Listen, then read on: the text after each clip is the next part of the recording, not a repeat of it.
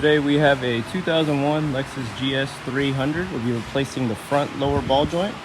So let's get this wheel off and get started. All right guys, with the wheel off, we get all the view here, the lower ball joint right here. Now it's a very simple process. It's only held in by two bolts here, the nut on the ball joint, as well as the nut for the outer tie rod here.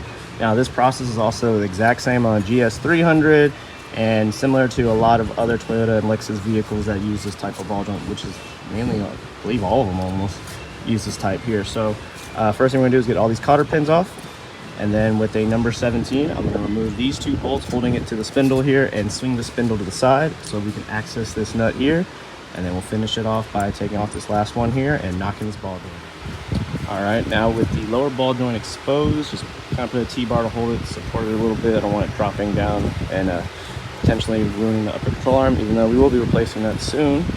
With the number 17, we'll remove this nut here for the outer tie rod, and then with the 19, we're going to remove this nut here to remove the ball joint from the lower control arm. Once we do that, all we got to do is just knock it out with the ball joint tool. This one, since I don't want to really damage it, you know, they will be replacing this later in the future in a few weeks. We're just going to smack the side of this ball joint here, just kind of shock it, let it drop out. So 17, 19, let's get these in. All right guys, so I've gone ahead and pretty much released it. We just take it off, junk it, have my new one here. We're just gonna place it on, basically OEM brand. So just keep in mind, these are directional. There's a left and a right side. Usually they will say it, see the L there, but you obviously can tell too where the tie rod goes. So let's go ahead and pop this on and get ready to reinstall everything.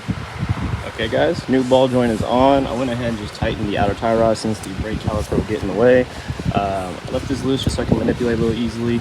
So now I'm just going to swing the spindle on, tighten those two bolts, then tighten these, throw my cotter pins back on, or a new one here, and I might just replace that on all that, and we'll be done. Okay guys, ball joint's fully installed. Just going to grease it a little more. You can add a fitting in the back here. It comes in the kit. That's pretty much it. So thanks for watching. Please like, subscribe. More videos to come.